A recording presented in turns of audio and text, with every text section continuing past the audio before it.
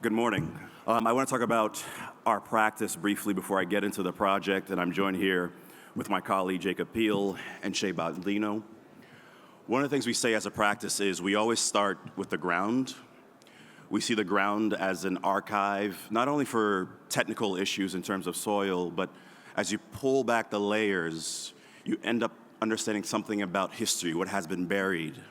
And it was fortunate for us to win this commission of the Woodson African American Museum in St. Petersburg, Florida, and I'll orient you guys if you're not familiar with Florida in a few slides from now. But one thing we wanted to do as a researcher is sort of go back prior to the transatlantic slave trade and look at Western African cultures. And it was a sort of serendipitous that in Western African society, the ground itself is sacred. And the position between the ground and the sky is quite important. So we said to ourselves, how do we do a civic space that comes out of the ground and we'll be able to hold stories to talk about a site? How do we go about that process? We use this term griot, which is a Western African term that is labeled to the oral historians, musicians, even poets who preserve the stories of their tribes, and they give it beyond sort of several generations. And as we come and look at the context of being in North America, Florida, St. Petersburg, we wanted to identify who would be the local griots in St. Petersburg to speak to understand what happened on this site that we were willing to touch and peel and pull back. Allow me to orient you. So we are standing on the lower right-hand corner and the south of this image in Miami. St. Petersburg is directly west, circled there. So Florida is a peninsula. St. Petersburg is a mini peninsula on the edge of that peninsula.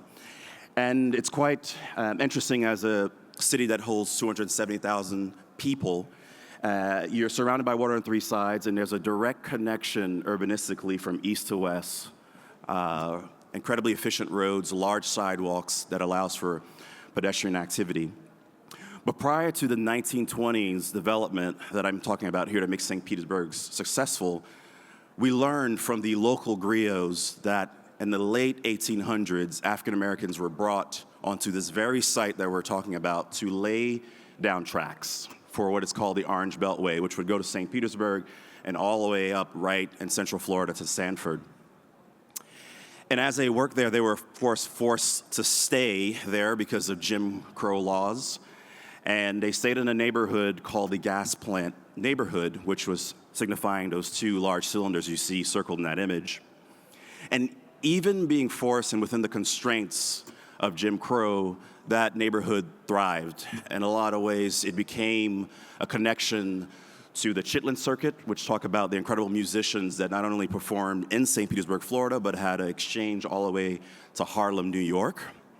The likes of Nina Simone was here. Louis Armstrong performed on this very site. So after that amazing moment within the constraints of Jim Crow laws, like many, unfortunately, American cities, a highway was put through this neighborhood. So the connection was lost. The sort of 5 minutes essential needs that they had was completely gone.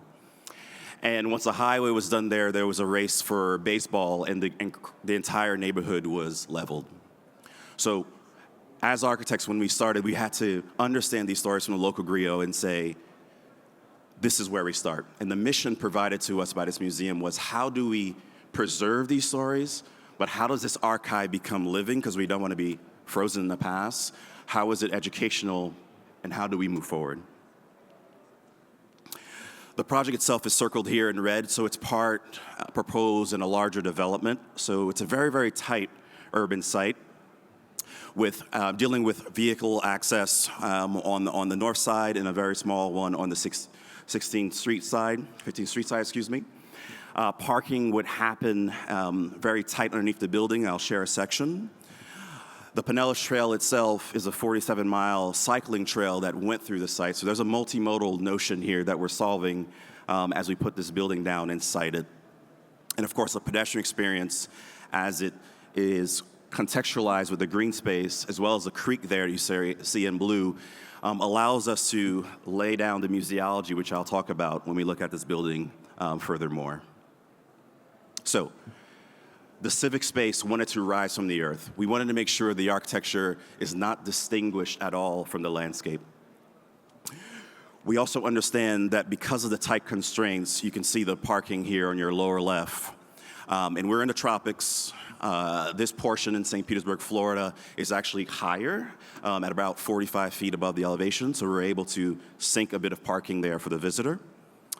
The ground floor is where you get your visitor experience, where you actually come in and understand the event space, the Justice Center, which I'll share a little bit later.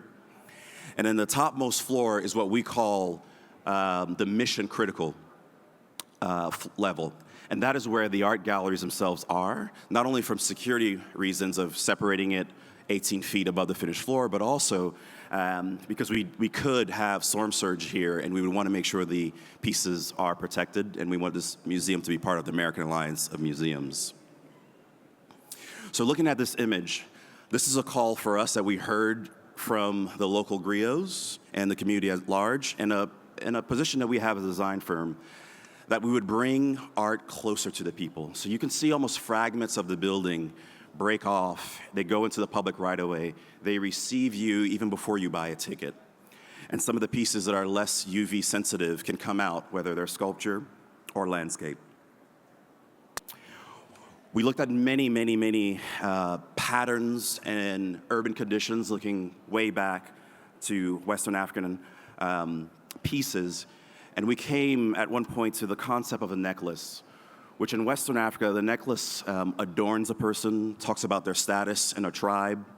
And we thought architecturally, how can we translate that concept to look at a building skin that not only adorns in terms of talking about what the building is programmatically, but can also be performative.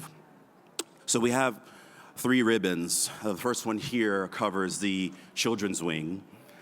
And we have a second ribbon covering the lower level. And what's happening with that lattice work is you have an open lattice and a closed lattice. The open lattice is there for wayfinding and also spaces that are less UV sensitive.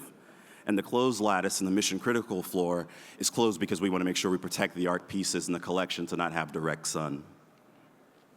And as you look at a section from the right going from the creek itself all the way into the building, it's a matter of procession. We're in Florida, where in the middle of the summer, it can be quite hot, and you're going from 89 degrees Fahrenheit to a museum that would be tuned at 65 degrees Fahrenheit and a relative humidity at 55. That procession from a visitor coming from the outside in has to be done properly. So we soften it first with a creek, furthermore, touching the green with your feet, and then you get to this performative skin. It's wayfinding, and it's also a precast structure that we have translated from the former lattice of the necklace.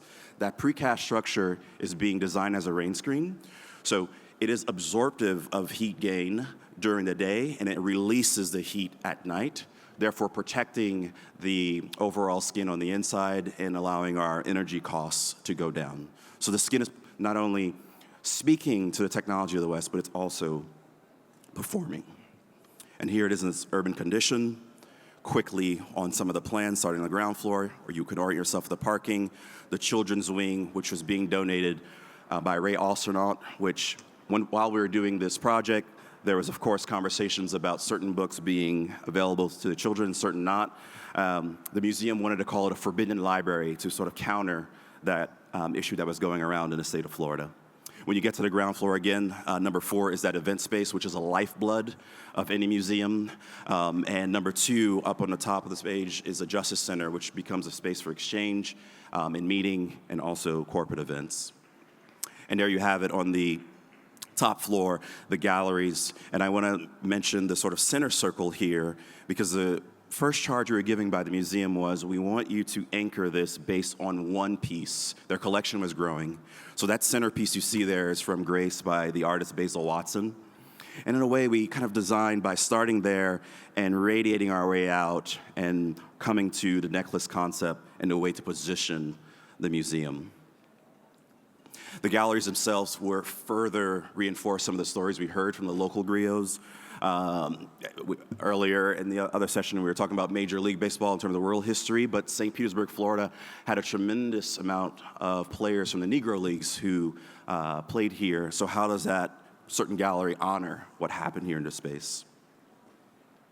And here it is again in the urban condition about really welcoming and the idea of being able to approach it before having a ticket, and the Justice Center being a place outside of the typical classroom, but a place for exchange that any dialogue is appropriate. Once again, what we're looking at as an overall design team is to make sure we understood where we were siting, what happened when we pulled back. This was a perfect site to be a civic space to talk about the stories of St. Petersburg and the stories of Florida and beyond, and to always make sure that art comes close to the people. Thank you.